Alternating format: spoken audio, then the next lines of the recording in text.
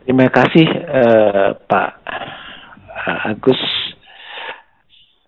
Mohon izin untuk menyampaikan beberapa pokok-pokok pikiran dalam kesempatan ini. Assalamualaikum warahmatullahi wabarakatuh. Para profesor, para doktor, para profesional, dan sahabat-sahabat yang mulia, saya ingin mencoba mengawali diskusi kita tentang menimbang 75 tahun kemerdekaan Republik Indonesia antara idealitas dan realitas dengan sebuah pertanyaan sebenarnya. Pertanyaannya sederhana. Pertanyaannya adalah, bisakah kita meneropong masa depan? A glance at tomorrow's history. Kalau bisa, bagaimana caranya?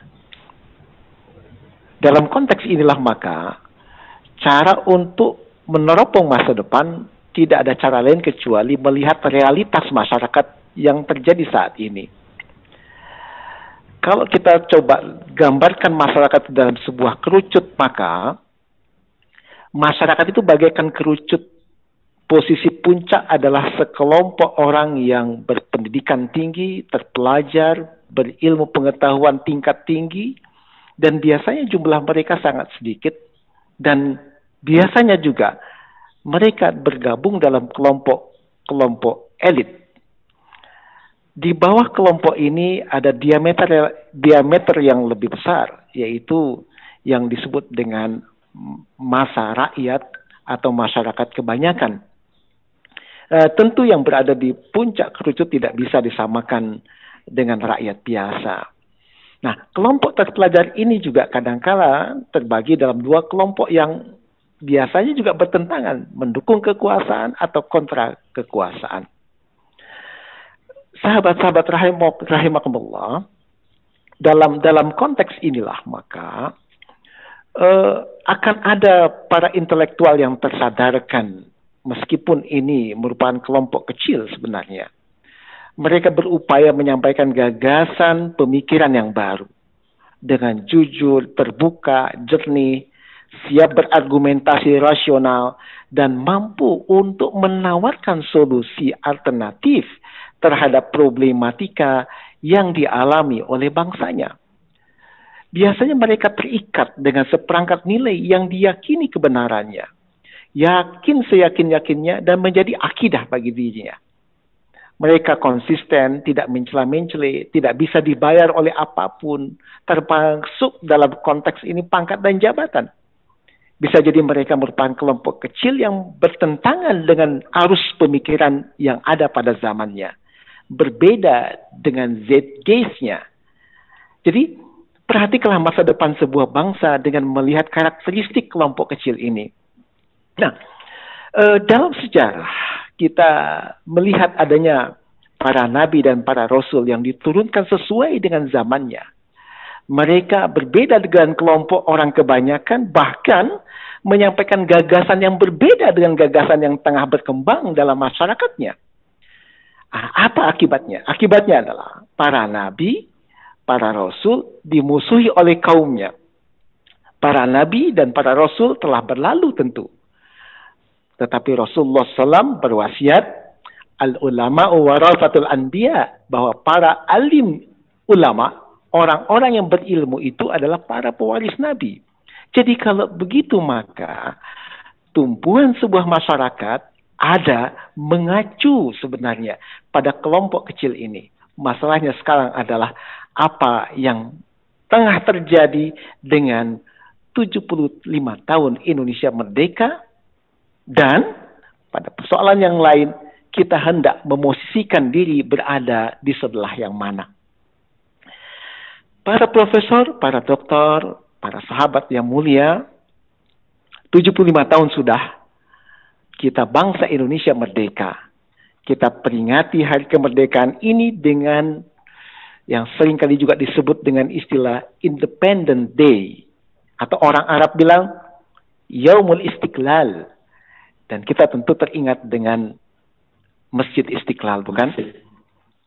Nah, fakta secara fisik memang Kita merdeka dari penjajahan Belanda dan Jepang, yang konon katanya selama 350 tahun dan 3,5 tahun. Sebuah waktu yang panjang. Bangsa ini mengalami kemiskinan struktural, mengalami kelaparan, mengalami penindasan, perbudakan dengan kerja rodi, dan kezaliman-kezaliman yang berdampak pada ribuan orang mati secara mengenaskan. Pembunuhan fisik juga termasuk pembunuhan karakter terhadap tokoh-tokoh perjuangan Indonesia merdeka pada saat itu. Tapi ternyata juga tidak cukup hanya sampai di situ apa yang dilakukan oleh para penjajah tadi. Anak bangsa ini dididik oleh Belanda, tetapi dengan pola berpikir, dengan mindset, dengan world of view, dengan point of view, bukan berasal dari nilai-nilai yang ada dalam bangsa itu, tetapi berasal dari pola berpikir sekularisme, sebuah faham yang memisahkan agama dari kehidupan. Artinya bahwa Islam dijauhkan dari masyarakatnya, sehingga lahirlah tipologi generasi yang sebahagiannya bisa jadi menjadi Islamofobia. Bukankah itu yang dilakukan oleh Christian Snoeck-Groningen dan Charles Olke van der Plas?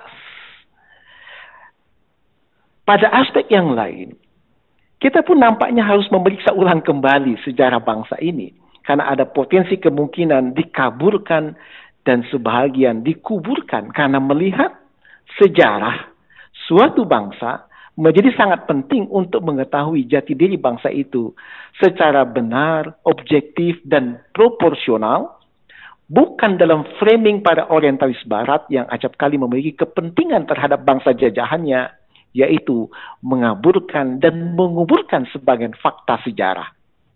Nah, ada satu pertanyaan yang kemudian menggelitik dalam konteks ini, bagi saya terutama. Hanya saja benarkah Hari Merdeka, yang ini juga merupakan judul sebuah lagu, dalam pengertian benar-benar merdeka sebagaimana yang diistilahkan oleh orang Inggris dengan Independent Day tadi, benarkah kita sebagai bangsa menjadi independen, tegak di atas kaki sendiri, mandiri, berdaulat? Ataukah kita merdeka yang semu sebenarnya? Sesungguhnya kita sedang berada dalam kondisi yang tidak independen. Atau dalam bahasa lain, dikooptasi oleh kekuatan lain, baik dalam bentuk negara adidaya atau sekelompok kecil orang. Alias, kita tidak merdeka dalam artian yang sesungguhnya. Artinya kita berada dalam hegemoni kekuasaan dan kekuatan lain, baik berupa hegemoni negara adik kuasa, barat atau timur, secara politik, ekonomi, budaya, pendidikan, dan yang lain yang sering orang menyebutnya dengan istilah neo-imperialisme, penjajahan gaya baru. Nah, dalam konteks ini memang benar bahwa imperialisme klasik sudah berakhir. Artinya bahwa kita sebagai bangsa Indonesia keluar dari mulut harimau. Tapi jangan-jangan kita juga masuk ke dalam mulut buaya. Kancah penjajahan gaya baru secara politik, ekonomi, moneter, pendidikan, militer, termasuk pemikiran, kebudayaan, hukum, perundang-undangan, dan yang lainnya. Ada pertanyaan besar. Bagaimana nasib sumber daya alam kita sebagaimana amanah Undang-Undang Dasar 1945 pasal 33 ayat 1, 2, dan 3 sebelum perubahan. Bagaimana nasib ekonomi dan moneter kita? Aspek ekonomi, apakah telah terjadi praktikal liberalisasi berupa privatisasi BUMN misalnya, privatisasi pengelolaan sumber daya alam esensial seperti air, sumber daya alam hutan, perkebunan, laut, pesisir, minyak dan gas, mineral dan batu bara misalnya. Dan bagaimana nasib penyediaan pangan untuk rakyat?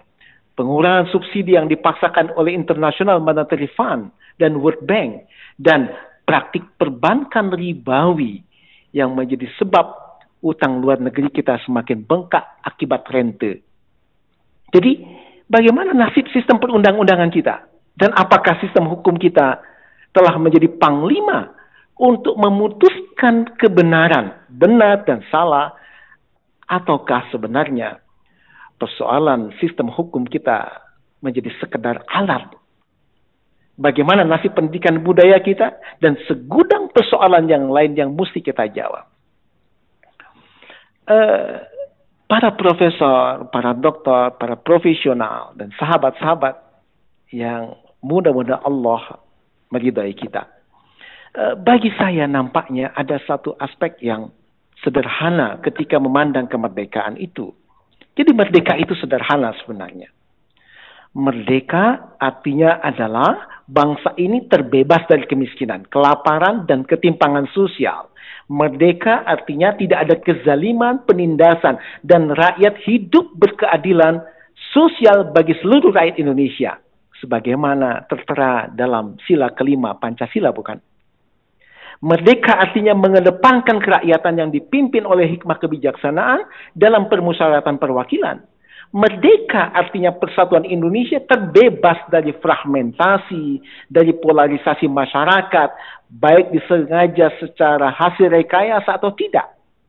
Tidak ada kubuisme sebenarnya, tidak boleh ada kelompokisme dan golonganisme. Jadi merdeka artinya adalah berkemanusiaan yang adil dan beradab. Rakyat merasakan keadilan sistem hukum yang membuat mereka hidup dengan tentram. Karena negara menghadirkan kesamaan manusia di depan hukum. Negara hadir melawan penindasan dan kezaliman. Negara hadir jika terjadi kecurangan dan kejahatan. Rakyat merasakan aspek kemanusiaan, berkeadilan, dan berkeadaban, akhlak mulia tentu. Merdeka artinya adalah bangsa ini berketuhanan yang Maha Esa. Kalau dalam bahasa Islam, dalam bahasa agama, bangsa ini bertauhid. Yang berdaulat itu adalah Allah. Untuk itu maka setiap anak bangsa dalam konteks berketuhanan yang Maha Esa, setiap anak bangsa ini bebas, merdeka untuk menjalankan keyakinan, ibadah, dan aturan-aturan agamanya. Tanpa harus khawatir disebut radikal misalnya. Ekstremis, intoleran, yang ujungnya adalah teroris. Mengenaskan kalau kemudian hal itu terjadi sebenarnya. Jadi aspek ketuhanan yang Maha Esa merupakan fondasi kuat bangsa Indonesia yang kita cintai ini. Apa buktinya? Lihatlah pembukaan Undang-Undang Dasar 1945 atas berkat rahmat Allah Subhanahu wa Ta'ala yang Maha Kuasa. Jadi yang menjadi pertanyaan dan renungan kita bersama adalah apakah kita semua sebagai anak bangsa merasakan hal-hal yang disebutkan tadi di atas. Kita bisa jadi berbeda pendapat, sah-sah saja kita berbeda pendapat dan saya sangat menghormati perbedaan itu. Tetapi jika kita mengedepankan kejujuran intelektualitas, intellectual honesty, maka saya khawatir banyak yang tidak merasakan apa yang disampaikan di atas dalam implementasinya. Tentu ini kita perlu buktikan dengan survei untuk mengukur tingkat kepuasan rakyat Indonesia yang kita cintai. Nah, untuk pembuktian inilah tugas para intelektual. Karena seorang intelektual, kata James McGregor Burns dalam leadership-nya, adalah orang yang mengabdikan diri pada sejumlah gagasan, pengetahuan, dan masyarakatnya. Dia mengabdi pada masyarakatnya. Seorang intelektual mencoba mewujudkan secara serius dan sungguh-sungguh suatu cita-cita, mengembangkan ilmu pengetahuan, dan memperjuangkan nilai yang diyakininya. Seorang intelektual memiliki semangat ilmiah, berusaha menemukan dan menyusun, menguji, melakukan sintesa, dan melakukan simpulan. Pada sisi yang sama, dia pun berupaya untuk melakukan kritik terhadap kebijakan yang salah. Ia mengajukan alternatif solusi terhadap masalah yang dihadapi oleh bangsanya. Kepentingan seorang intelektual yang dia adalah seorang intelektual yang honesty, yang jujur, kepentingannya adalah keumatan, bukan kelompok orang atau individu. Ia memberikan arah dan memperjuangkan seperangkat nilai yang berorientasi ke masa depan, thinking of the future, bagi kebaikan bangsa yang besar ini, Indonesia yang kita cintai. Jadi, Dalam kaitan inilah maka yang harus kita amati dalam konteks untuk bagaimana Indonesia kita ke depan adalah kelompok kecil ini, yaitu para intelektual yang dia memegang intellectual honesty. Yang salah dia katakan salah, yang benar dia katakan benar, dan dia mendukung kebenaran itu. Dia bukan pelacur intelektual yang memberikan masukan yang salah, yang membisikkan sesuatu yang keliru atau palsu kepada para pemimpin bangsa. Dan dia bekerja bukan bekerja untuk kepentingan asing sebagai komprador hanya demi kekuasaan dan kesenangan sementara, sehingga dia rela untuk mengorbankan bangsanya demi sedikit kesenangan duniawi yang sesaat. Jadi kata Burns menyatakan bahwa seorang intelektual adalah seorang transforming leadership yang menjadikan gagasan atau idenya sebagai kekuatan moral. Ia seorang devotee of ideas, knowledge, and values. Jadi, seorang intelektual dia akan berupaya membimbing para pemimpinnya dengan cara yang benar, dengan cara yang jujur, dan konsisten bertanggung jawab, bukan hanya pada manusia, tetapi juga pada Tuhan yang menciptakan manusia dan alam semesta. Para profesor, para doktor, para profesional, dan kaum intelektual yang mulia. Jadi, dalam konteks inilah ketika saya mencoba bercermin pada apa yang kemudian terjadi pada masa Rasulullah SAW, maka Rasulullah adalah seorang sosok yang Allah utus untuk kemudian mengubah masyarakat jahiliyah yang membebaskan manusia dari penindasan manusia yang lainnya. Rasulullah adalah orang yang kemudian mencoba membawa masyarakat Arab jahiliyah yang kemudian mereka terbenam dalam kesesatan, terbenam dalam penindasan atas manusia, terbenam dalam kemudian perbudakan atas manusia, terbenam dalam nafsu hawa nafsu syahwat, baik kekuasaan ataupun wanita. Maka Rasulullah mengajak mereka minaz zulumati ilan nur, mengeluarkannya dari kegelapan dan menuju cahaya. Dan solusi yang ditawarkan oleh Rasulullah pada konteks itu adalah Islam. Mengapa Islam? Kenapa Islam? Kalau saya mengutip pendapat yang dikemukakan oleh Dr. Muhammad Ismail, beliau menyatakan dalam bukunya Al-Fikru Al-Islami, Al-Islamu tirazun khasun mutamayyizun an ghairi kulli tamayyuzin. Bahwa Islam itu adalah merupakan satu pola hidup yang khas, yang dia berbeda dengan pola-pola hidup yang lain. Islam tidak sama dengan kapitalisme, sekularisme, liberalisme. Islam tidak sama dengan agama-agama yang lain. Islam juga tidak sama dengan sosialisme, komunisme. Islam juga bukan gabungan isme-isme yang dibuat oleh manusia tadi. Tapi Islam adalah wahyu Allah Subhanahu wa Ta'ala yang pasti kebenarannya. Oleh karena itu maka kemudian Rasulullah, Allah Subhanahu wa Ta'ala berfirman, wa ma arsalnaka illa kafatan linnas, dan tidaklah aku diutus dalam rangka kecuali untuk seluruh manusia. Dalam ayat yang lain Allah Subhanahu wa Ta'ala berfirman, wa ma arsalnaka illa rahmatan lil alamin, bahwa Rasul diutus untuk membawa rahmat bagi seluruh alam. Di situ ada muslim, di situ ada non-muslim. Mereka hidup berdampingan dengan damai. Di situ ada kesejahteraan, di situ dihadirkan keadilan, di situ ditegakkan kemudian nilai-nilai yang benar, dan di situ kemudian ada sanksi bagi hal yang salah dan keliru. Oleh karena itulah maka tawarannya, mengapa kemudian kita tidak mencoba untuk melihat Islam sebagai solusi alternatif terhadap problematika bangsa kita yang saat ini berjalin berkelindan begitu rupa, dan rasa-rasanya agak sulit mengurai persoalan ini kalau tidak melihat dari persoalan yang mendasar. Islam bukanlah agama dalam pengertian ritual, ibadah, hanya sekadar doa dan ibadah-ibadah ritual. Tidak.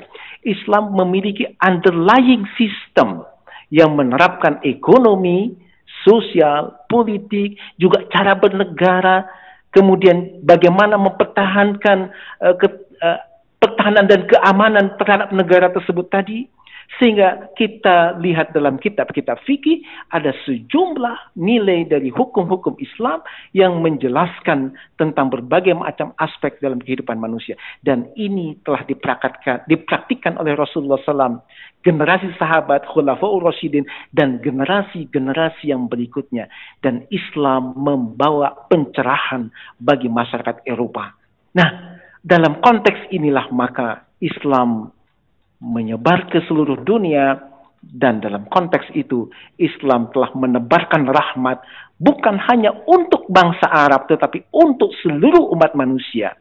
Dalam konteks inilah maka tawarannya menurut hemat saya, mari kita kembali pada Islam. Tidak ada cara lain karena ini adalah nilai-nilai yang paling asasi, yang paling fundamental, dan kebetulan 85% masyarakat Indonesia adalah Muslim. Dan bagi non-Muslim tidak perlu khawatir karena Islam adalah agama yang memberikan kebebasan di dalam menjalankan agama masing-masing. Makanya ada konsep yang disebut lakum dinukum waliyadin, agama Anda bagi Anda, silakan Anda beribadah sesuai dengan agama Anda, agama kami bagi kami, dan kami akan beribadah sesuai dengan keyakinan dan apa yang terdapat dalam agama kami. Dan toleransi yang diberikan oleh Islam begitu luar biasa. Makanya kemudian dalam konteks itu, dalam konteks Muslim dan non-Muslim, maka Islam menjamin tidak boleh membunuh orang non-Muslim. Yang kedua, harus terjaga harta benda mereka dengan aman. Tidak boleh kemudian mencaci maki orang-orang non-Muslim. Haram hukumnya dalam konteks tadi. Tidak boleh menistakan mereka. Mereka harus dijamin keamanannya dalam kaitan dengan keamanan pribadi dan keluarga dan masyarakatnya, serta dijamin untuk melaksanakan ibadah sesuai dengan keyakinannya. Oleh karena itulah maka Islam telah membuktikan itu semua dalam sejarah Islam yang panjang, dan Islam pernah jaya selama 13 abad. Oleh karena itu maka solusi apa lagi yang harus kita tawarkan? Kapitalisme, sekularisme, liberalisme gagal di dalam mensejahterakan dunia. Yang ada adalah ketimpangan sosial, yang ada adalah penindasan manusia atas manusia yang lain. Sosialisme, komunisme, ateisme gagal di dalam mensejahterakan umat manusia. Kalau ini gagal, terus mau solusi apa lagi yang kita cari kalau bukan kembali kepada Islam sebagai the way out, solusi terhadap problematika yang dihadapi oleh manusia, bukan hanya oleh bangsa Indonesia, tetapi oleh umat manusia seluruh dunia. Yu'aliju masyakilil insan. Islam memberikan solusi terhadap berbagai macam problematika kehidupan manusia. Saya kira ini beberapa pokok-pokok pikiran yang nanti mudah-mudahan bisa kita diskusikan bersama dengan para ahli yang sudah kemudian ada dalam forum ini. Barakallahu li wa lakum. Billahi sabil haq. Assalamualaikum warahmatullahi wabarakatuh. Waalaikumsalam warahmatullahi wabarakatuh. Luar biasa pencerahan dari keynote speaker dari Bapak Dr. Fahmi Luqman. Terima kasih Pak Dr. Fahmi Luqman atas materi pembuka pada diskusi pagi sampai siang hari nanti ini.